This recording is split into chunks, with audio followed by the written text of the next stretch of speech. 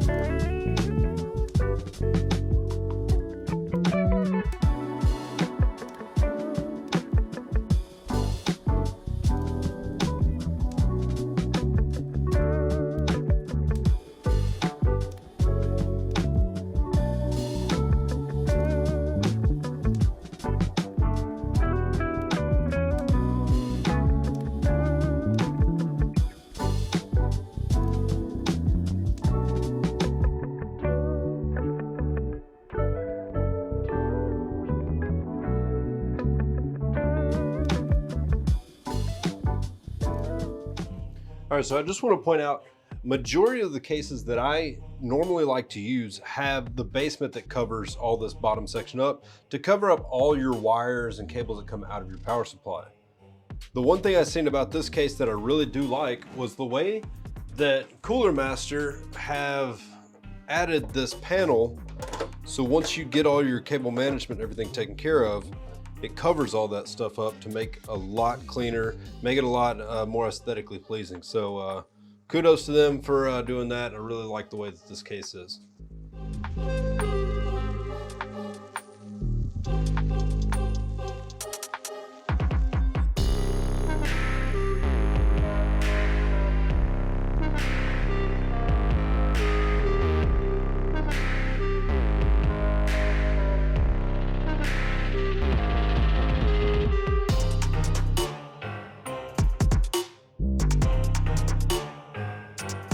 All right, so what I've ended up doing is I've got everything assembled on this PC, and I wanted to end up doing a little test before I really wrapped everything up.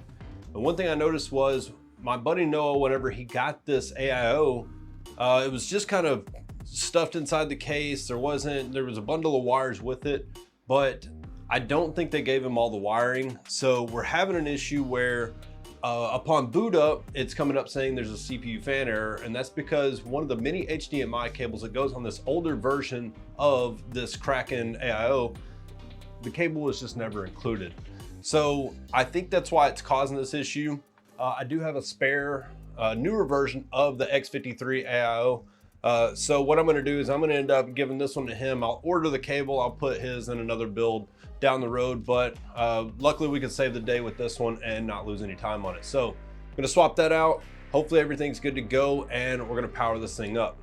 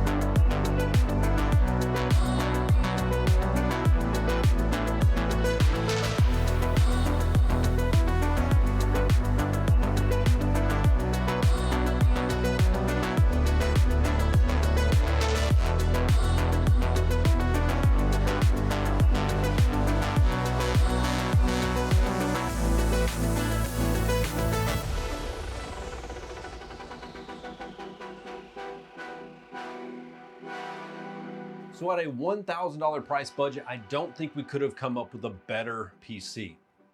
Now, this thing definitely has some room for upgrades, plenty of power to push if he wanted to go into the 40 series, but honestly, this thing looks incredible. I like the way that we've gone through Signal RGB to match all the RGB lighting on the PC and just make everything just come together really nicely. He can set it to whatever he wants, and if you haven't seen Signal RGB to really connect all of your items to make sure that they have a similar flow instead of going through different things like NZXT Cam or the IQ system, this really helps out a lot. So definitely take a look into that.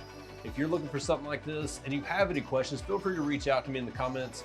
If you like this video, please feel free to hit that thumbs up and subscribe if you haven't already. So I thank you. I hope you have a wonderful day. I'll catch you next time.